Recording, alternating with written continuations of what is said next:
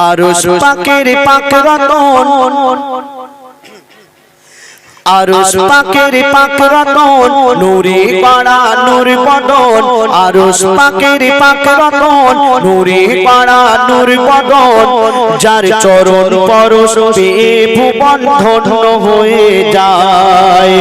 যে দেখে সে হয় মগন মোর নবীজির রূপ এমন যে দেখে সে হয় মগন মোর নবীজির রূপ এমন ওই রূপ দেখিয়া চন্দ্র তপন মেঘে লুকায় ওই রূপ দেখিয়া চন্দ্র তপন মেঘেতে লুকায়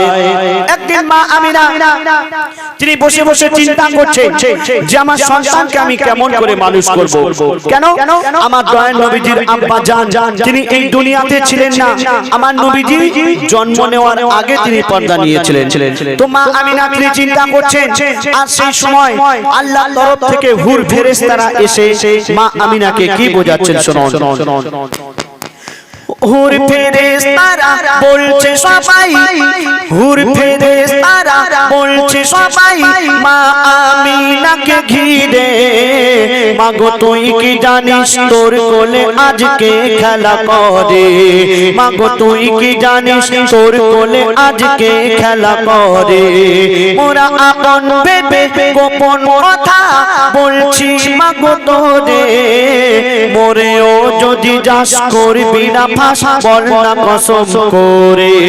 মাগো তোর মানিক হাসে যখন হুর ফেরেশতারা এসে মা আমিনাকে বলছে মাগো তোর মানিক হাসে যখন আল্লাহ ও হাসে ঠিক তখন মাগো তোর মানিক হাসে যখন আল্লাহ ও হাসে ঠিক তখন তোর লালের মনে লাগলে ব্যথা আরশ জ্বলে যায় তোর লালের মনে লাগলে ব্যথা আরশ জ্বলে যায় আরশ পাকের পাক রতন নূরে পাড়া নূর বদন আরশ পাকের পাক রতন নূরে পাড়া নূর বদন যার চরণ পরশ পেয়ে ভুবন ধন্য হয়ে যায় একদিন আমার দয়াল রাসূল হযরতে বেলালকে ডেকে বললেন বেলাল তুমি আজ কাবার ছাদের উপরে উঠে আযান দাও কেন এটা আমার আল্লাহর ইচ্ছা হযরত বেলাল তিনি কাবার ছাদের উপরে উঠলেন চিন্তায় পড়ে গেলেন কেন বলছে শুনুন কাবার ছাদের উপরে উঠে বেলাল পড়ে যায় চিন্তায় কাবার ছাদের উপরে উঠে বেলাল পড়ে যায় চিন্তায় ভাবে কোন দিকে মুখ করে এখন আযান দেওয়া যায় ভাবে কোন দিকে মুখ করে এখন আযান দেওয়া যায় হযরত বেলাল তিনি কাবার ছাদের উপরে উঠে চিন্তায় পড়ে গেলেন যে আমি কোন দিকে ফিরে আযান দেব কেন আমি তো কাবার দিকে মুখ ফিরে আযান দেই আমাদের মুয়াজ্জিন সাহেব কোন দিকে ফিরে আযান দেয় ভাই হ্যাঁ কাবার দিকে ফিরে পশ্চিম দিকে ফিরে তো হযরত বেলাল তিনিও কাবার দিকে মুখ ফিরে আযান দিতেন কিন্তু আমার দয়ার রাসূল যখন বললেন কাবার ছাদের উপরে উঠে আযান দাও হযরত বেলাল কাবার ছাদের উপরে উঠে চিন্তায় পড়ে গেলেন যে আমি কোন দিকে ফিরে আযান দেব তো কি করছেন শুনুন কাবার ছাদের উপরে উঠে বেলাল পড়ে যায় চিন্তায় ভাবে কোন দিকে মুখ করে এখন আযান দেওয়া যায় ভাবে কোন দিকে মুখ করে এখন আযান দেওয়া যায় তখন হযরত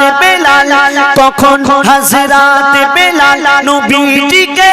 সামনে দেখা পায় তখন হযরত বেলাল নবীজিকে সামনে দেখা পায় নবীজির দিকে ফিরে মধুর সুরে আযান দিয়ে দেয় নবীজির দিকে ফিরে মধুর সুরে আযান দিয়ে দেয় আল্লাহু আকবার আল্লাহু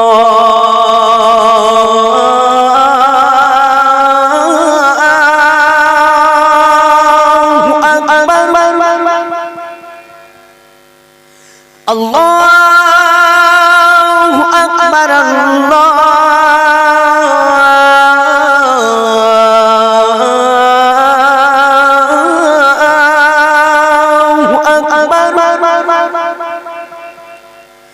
আশহাদু আল্লা ইলাহা ইল্লাল্লাহ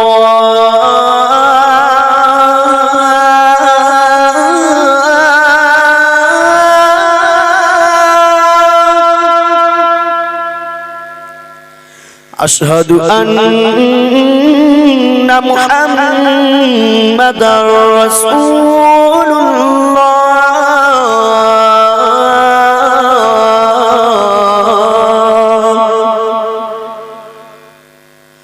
الله أكبر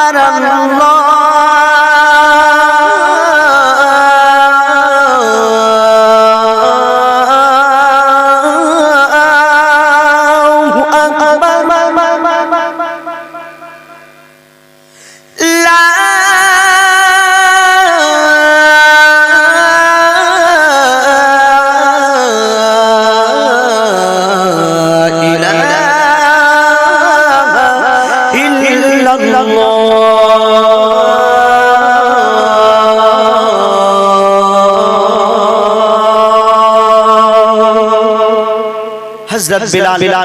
তিনি আমার নবীজির দিকে মুখ ফিরে আজান দিয়ে দিলেন আর আকাশ পানে তাকিয়ে কি বলছেন তুমি আজ সাক্ষী থেকো মোর আল্লাহ হযরত বিলাল বলছেন তুমি আজ সাক্ষী থেকো মোর আল্লাহ